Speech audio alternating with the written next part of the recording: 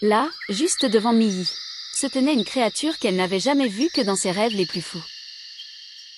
C'était un petit renard, mais pas un renard ordinaire. Son pelage n'était pas roux, mais d'un bleu profond et argenté, parsemé de petites taches blanches qui brillaient comme de véritables étoiles. C'était comme si un morceau de ciel nocturne s'était détaché de la voûte céleste pour se transformer en un petit compagnon à fourrure. Le silence de la forêt du chêne vieux se fit soudain plus silencieux, entrecoupé seulement par le battement accéléré de son propre cœur. Le renard ne s'enfuit pas. Au contraire, il s'assit tranquillement et plongea son regard d'ambre dans celui de la petite fille. Dans ses yeux sombres, Milly crut voir tout l'éclat de la Voie lactée. Le vœu qu'elle venait de faire semblait avoir pris vie sous ses yeux. « N'aie pas peur, Milly, » murmura l'animal d'une voix qui ressemblait au vent dans les feuilles.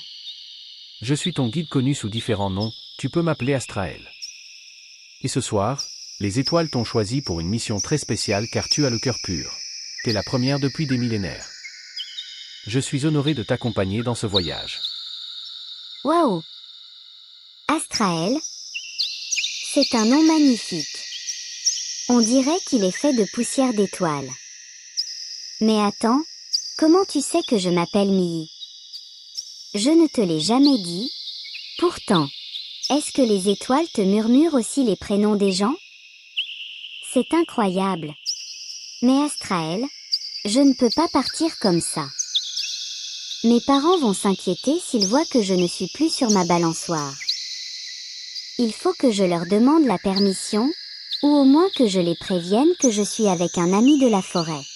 Ils disent toujours que la sécurité, c'est le plus important, même pour une mission magique. Oh, regarde! La boussole brille encore plus fort. Je sens que c'est le bon moment. Si je leur explique que c'est pour une mission très spéciale et que tu es mon guide, je suis sûre qu'ils me feront confiance. Attends-moi ici. Astraël, je reviens vite. Ta maison ne s'arrête pas au mur de pierre, Milly. Elle s'étend jusqu'ici.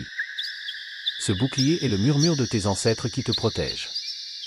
Tes parents vont te laisser partir car ils savent que la forêt te reconnaît comme l'une des siennes. Tu marches sur ta propre terre, guidé par la lumière et gardé par l'amour de ceux qui t'ont précédé. Milly ne craignait rien, car cette forêt était bien plus qu'un simple bois. C'était un héritage. Ses parents savaient que chaque chêne et chaque sentier appartenaient à leur famille depuis des générations.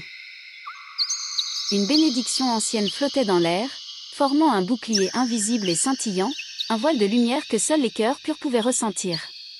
Et c'est ainsi que la petite fille marche vers la maison.